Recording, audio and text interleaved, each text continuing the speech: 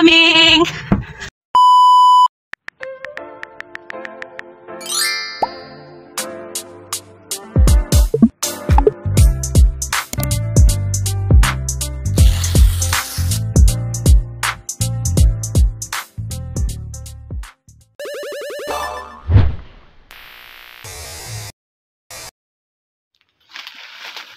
Ayan, bes, good morning. Samahan niyo po ako sa isang araw ko.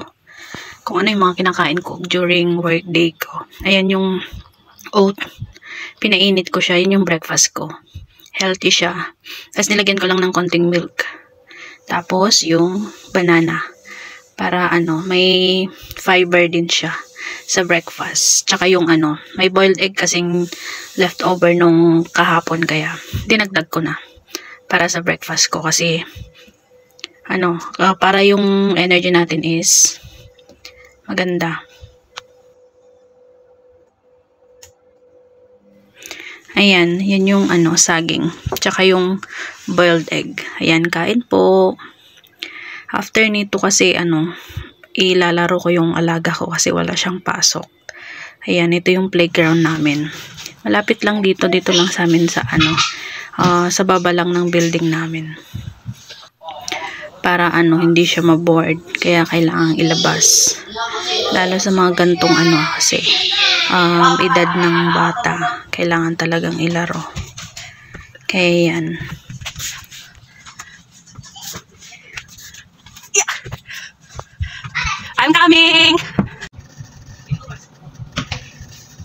Ah! Go away, it's harder. I'm coming! Oh!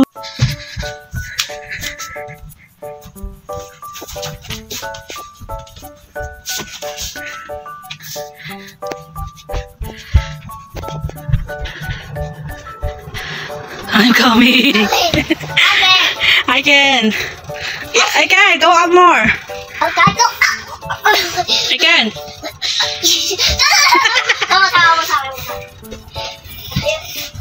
One, two, three, go.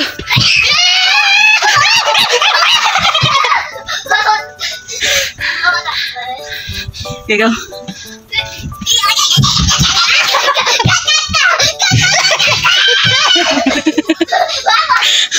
Last one. One more.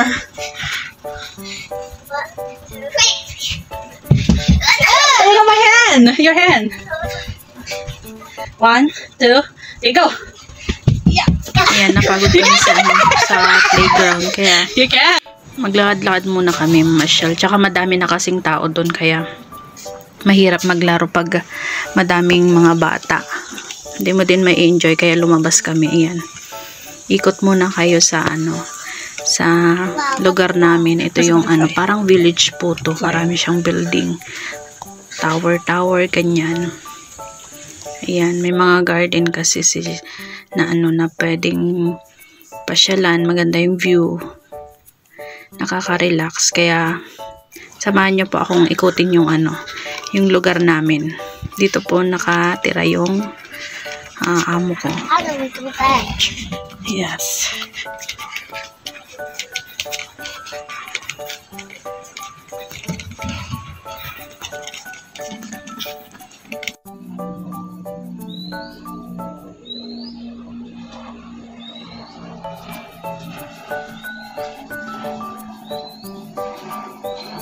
Ayan, sinubukan namin puntahan to outdoor playground. Medyo okay naman to kasi pang malakihan na na slide. Naglaro siya. Ayan, ganyan.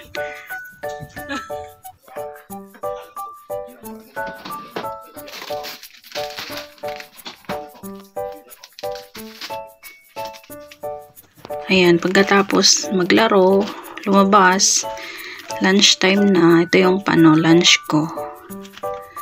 Bali, ito yung lunch din ng alaga ko.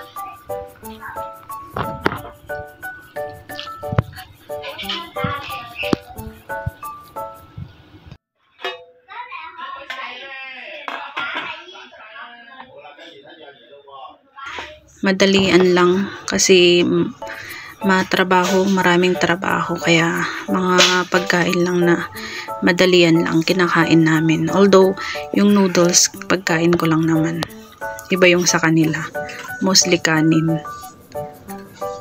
Bali ngayon lang naman ako kain ng gantong noodles kasi mabilisan nga lang, laging may klase sa hapon, umaga, ganyan, laging may activity ang mga bata dito. Kaya kailangan magaling kang mag-manage ng time mo. Ayan po.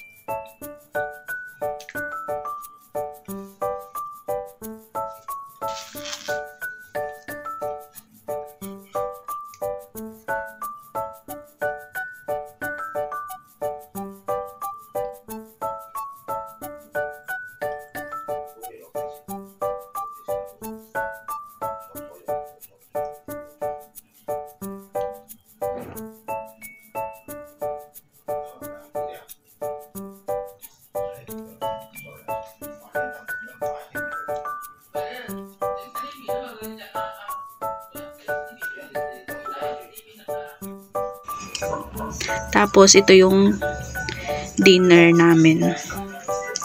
Ayan.